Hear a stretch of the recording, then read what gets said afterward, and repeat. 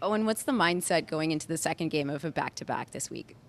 Same thing it was going in last week. We got a really good team coming in this week. I think our last outing at home wasn't great, wasn't the effort that we wanted out there on our home turf. So I think there's some extra motivation. Obviously, it was a bit of a heated game last week, so that might carry over a little bit, but we're just focused on getting it done on our home floor. What'd you like about what the defense did last week that you want to carry through this week? I think we stuck to our identity. We were physical. We owned the middle of the floor. We did a good job getting up the floor and transition a little bit. Looking to keep that going this week.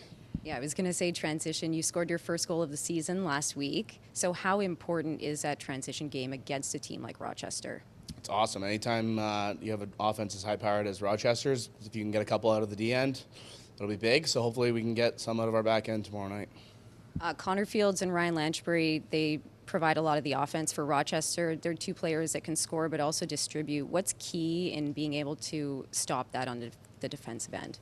Yeah, they're both really dynamic playmakers that can score and assist the ball. So I think just being aggressive, being in hands, we got some good defenders to do that and be disruptive as much as we can. So that'll be a big focus tomorrow. And anything else you're looking forward to for tomorrow's matchup? Just be back in front of our fans. It should be a good one.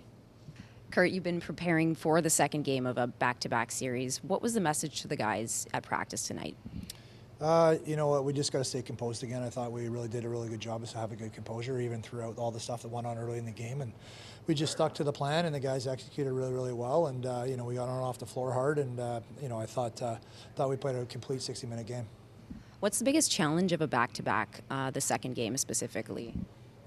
Well, it's kind of the anticipation of what the opponent's going to do differently. You're trying to anticipate what they're going to do and try to kind of get ahead of it. But until the game actually starts in the first 10 minutes of the game, that you kind of be able to kind of analyze what they do and what they're changing is going to be big. So we're trying to be proactive as much as we can. I thought Christian was exceptional. So there was a few holes defensively that we have to kind of clean up. And it didn't hurt us, but they did get good looks. Like Smith has 16 shots, and I think Fields had 12. So that's a lot to give your top players. So we got to try to limit some of that stuff. And then offensively, obviously they're going to make some adjustments, maybe personnel, who knows, but we have to be ready for that. And again, we just have to see what happens in the first 10. You talk about Christian and the defense. How does his play allow the defense to play more aggressively? Well, I think you can extend a little bit further, knowing that he's behind us, he's going to stop the ball. But we don't want to change based on Christian. We early in the year, and we talked about that. We were kind of sitting in and not being as aggressive, and then putting a lot of pressure on Christian, which is not fair on Christian. You know what I mean? We're there to support him, and we just have to make sure that we're playing our system. We're aggressive on hands. We're out on the ball. We're playing our 8-second red calls, and we're giving Christian the shots that he deserves to get. So we can't rely on him, but he's a big part of our D, and maybe we can extend out a little bit more. But we don't want to change based on him. It's not fair to him, and it's a team systematic defense. We've got to stick to the ideologies of it.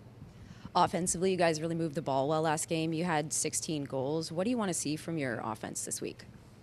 You know what, it was pretty good. Like I said, like you said, you got 16 goals and we scored well on the power play. I think, we still want to score in the fourth quarter. I think some of our power play stalled a little bit in the fourth quarter in the last couple of games.